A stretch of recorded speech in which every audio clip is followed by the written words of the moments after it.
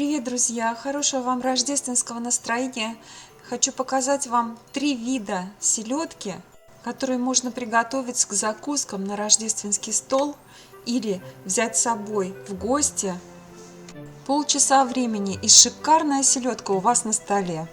Для первого маринада нам понадобится красное вино 150-200 грамм, 30 грамм яблочного уксуса, немного замороженной клюквы и специи.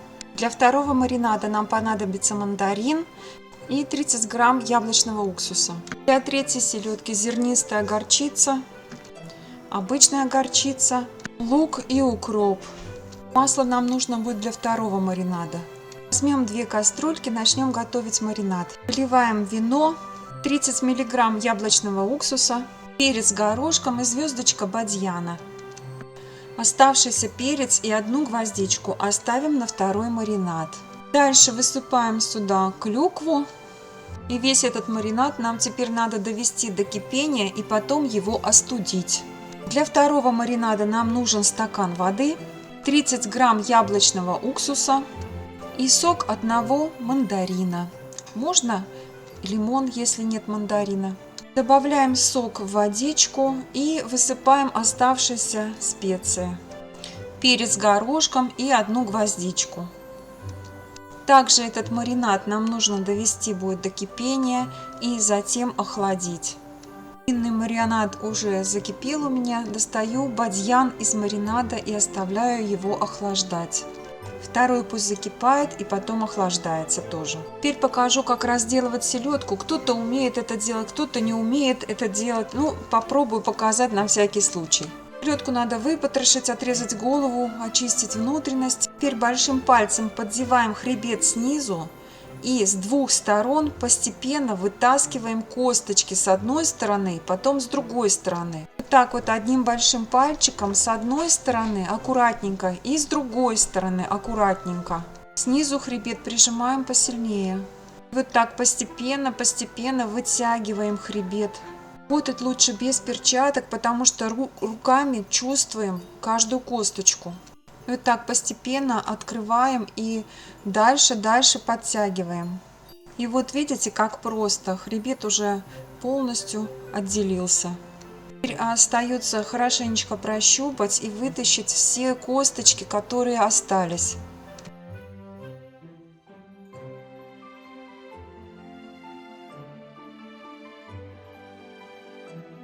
Обрезаем боковушки, они твердые и нам они не нужны. Также хвостовую часть обрезаем. И вот здесь прощупаем, могут быть плавнички, их тоже обрезать нужно. Теперь удалим от филе кожу. Для этого вот так посередине прорезаем и подсовываем пальчик. Второй рукой прижимаем кожу к доске. И вот вы видите, как все это просто делается. Идеальное филе у меня в руках.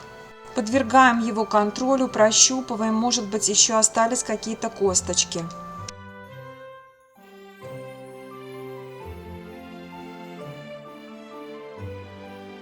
Теперь займемся второй частью филе. Также освободим ее от кожи и прощупываем все косточки.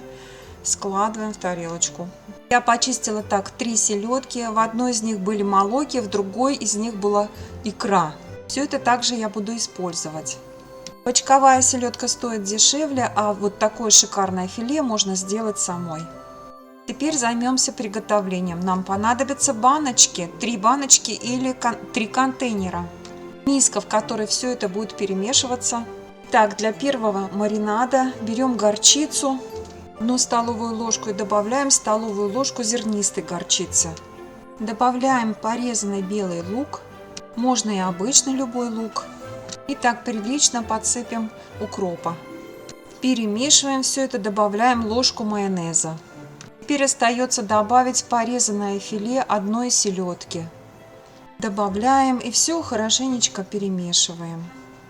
И потрясающе вкусная горчичная селедка готова. Остается упаковать ее в баночку или в контейнер. Такой селедки достаточно часа 2 постоять, и она уже вкусная. Маринады наши уже остыли, и пора заниматься другой селедкой. Теперь приготовим селедку в винном соусе. Одну красную луковичку порезанную выкладываем в миску. Туда же отправляем одну селедку и икру, если, конечно, она вам попадется. Добавляем наш шикарный винный маринад.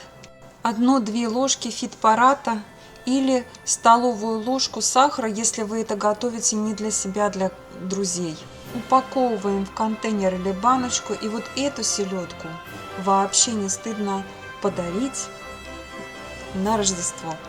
Остается нам еще один вариант селедки сделать. 3-ю селедку отправляю прямо в контейнер сразу. Туда же идут молоки, белый лук, оставшийся укропчик, где-то 20 грамм оливкового масла. Наш остывший маринад и заливаем в баночку. И вот 3 вида селедки готовы. Селедку в горчичном соусе можно кушать сразу, а эти 2 баночки отправляем в холодильник. Дня 2 они должны постоять. Это потрясающе вкусная закуска на рождественский стол. Поэтому в скандинавских и балтийских странах такую селедку дарят на Рождество. Приносят как закуску к рюмочке, к пюрешечке, на обед рождественский, друзьям, соседям. Сейчас я покажу, как красиво упаковать эту селедку. В холодильнике ее можно хранить дней 10 совершенно спокойно.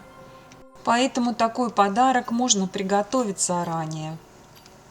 Красивую салфеточку одеваем на баночку, затягиваем резиночкой, обрезаем края по контуру. Из бумаги я сделала такую ленточку, буду одевать сверху, сделаю бантик сбоку. Ну, вот такая вот простая упаковка, ну, в то же время нарядная, праздничная получается. Надо закрыть ее полиэтиленовой пленкой, чтобы в холодильнике эта упаковка не намокла. Пюре из цветной капусты прекрасно заменяет картофельное пюре и даже бывает вкуснее, чем картофельное пюре. Смотрите следующий ролик, там я покажу, как я его сделала. Приятного аппетита, худейте вкусно! Приготовьте и порадуйте своих друзей замечательной закуской в скандинавском стиле.